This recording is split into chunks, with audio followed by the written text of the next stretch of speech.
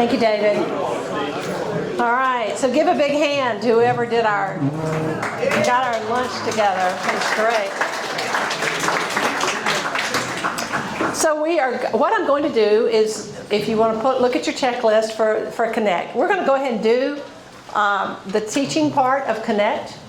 And that way, when I'm done with this, then we can move right back into creative idea generating with Welcome and Connect. So you'll be doing Welcome and Connect together, okay?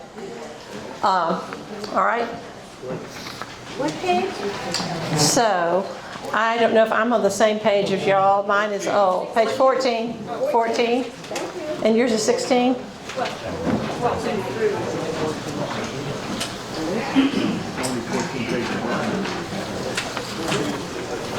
All right. Y'all have it? All right, this first video is one that I really like, and I've used it for a long time, and it really fits with us as Episcopalians. And it says, it's reasons people don't come to church. Okay, ready? Here's a few reasons why people don't go to church. I can't come to church until I get my life together. Church is how I got my life together. Church is filled with a bunch of hypocrites. And there's always room for one more. All they care about is your money. They care about me, not about my money. Is there some kind of dress code? Yes, the code is wear some clothes. Church, it just makes me nervous. I was nervous at first, and then I felt right at home. I'm not sure I believe everything that you believe. But you can still belong. Church is for wimpy, girly men. You want to say that again? If you knew me and what I've done, you wouldn't want me. If you knew me and what I've done, you wouldn't be worried. You can come to my church even if you were brought up Catholic, Baptist. Jewish. Mormon. Lutheran. Pentecostal, Presbyterian, Church of Christ. Southern Baptist. A little bit of everything and a whole lot of nothing. See, it's not about a religion, it's about a relationship. So please, come to my church. Where nobody's perfect, Where beginners are welcome. where socks are optional, but grace is required. Where forgiveness is offered. Where hope is alive. And where it's okay to not be okay. Really. So why would anyone want to join a church today? Okay. This quote is from San Matero again. He says, behind our preoccupation with externals, our materialism and careerism lies a deep human need for validation, some welcome place to be who we are, some appreciative and useful way to make our lives count. And years ago, in the Washington Post, there was a little short article, and I've kept it all these years. And it says, it's right before pandemic, I think. It says, what do young people look for in a church? So I know, we all need young people in our churches.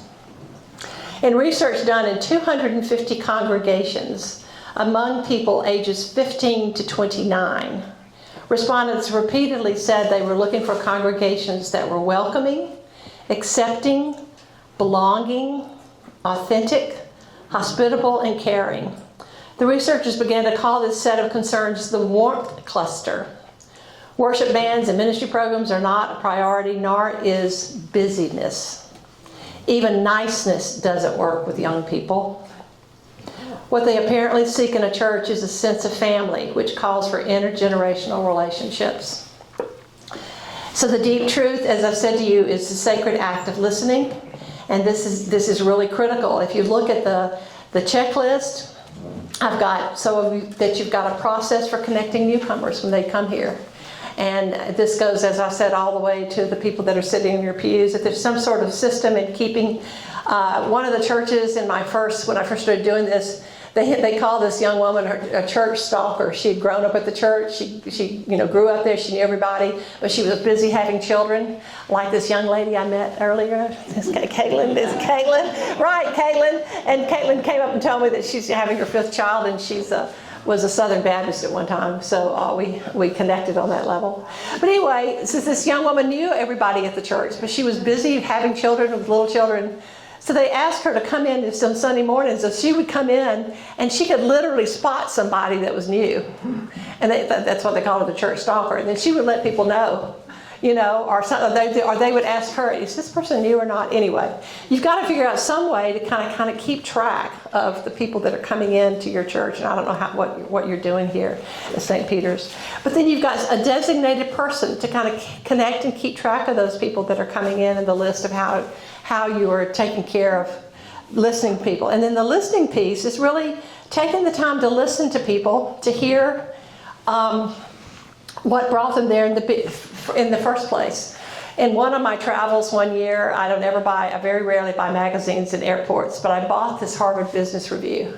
And the reason I bought it was when I opened it up to this article, Cracking the Code on Collaboration. And remember, this is business, right? 6 new tools for training people to work together better. What's the number one that you see? Listen. Teach people to listen, not talk. So, where is my phone? Connect. Dietrich Bonhoeffer says, just as love of God begins with listening to His Word, so the beginning of love for our brothers and sisters is learning to listen to them. And then some smart aleck bought me this mug.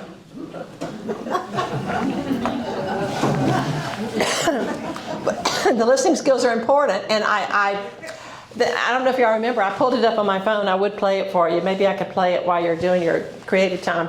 Remember the song, you people that are anywhere near my age, the old song says, you talk too much, you worry me to death. You talk too much, you even worry my pet. Remember that one? So we just have to remember that we need to hear people's stories. So what I do with this ministry is give you sort of ideas. What we wound up doing there at St. Stephen's is we would have what we call a Newcomers Cafe about once every 6 weeks. We would invite the people that had been coming, that we had a list of the people that had been coming to the church. And on a Sunday afternoon, we'd have Patrick would be there and I would be there and a vesture person, and we'd have coffee and lemonade and cookies. We'd sit in a little circle, and on the ideas and resources, you'll see the questions we ask. We would just go around the circle, and Patrick and I would tell our story first. Where did you grow up? Simple questions. We're not pushing people to be we're not trying to be invasive. Where did you grow up? It's what I,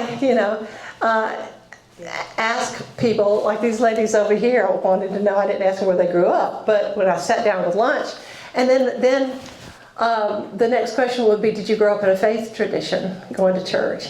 If so, which one? If it's not, these are all newcomers, remember, way back.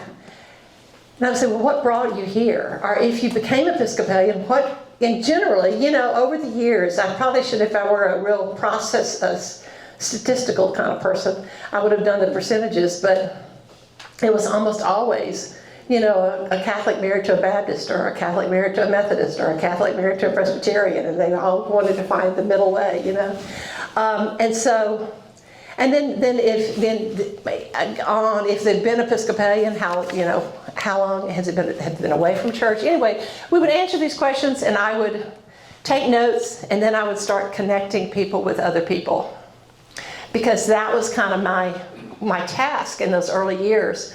Was if I found out that you grew up in Connecticut, and I know that John Smith over here grew up in Connecticut as well, I'm going to connect you. I'm going to kind of make some of those connections.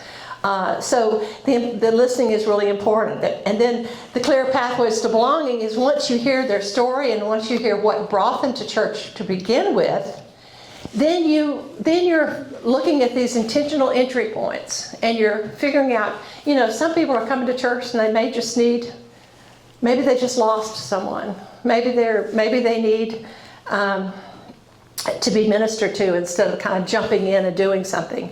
You know, maybe they've just gone through a divorce, or maybe they've got a bunch of kids and they need some sort of way to kind of find a way to kind of get their kids involved in church. And so listening to people's stories is really, really important.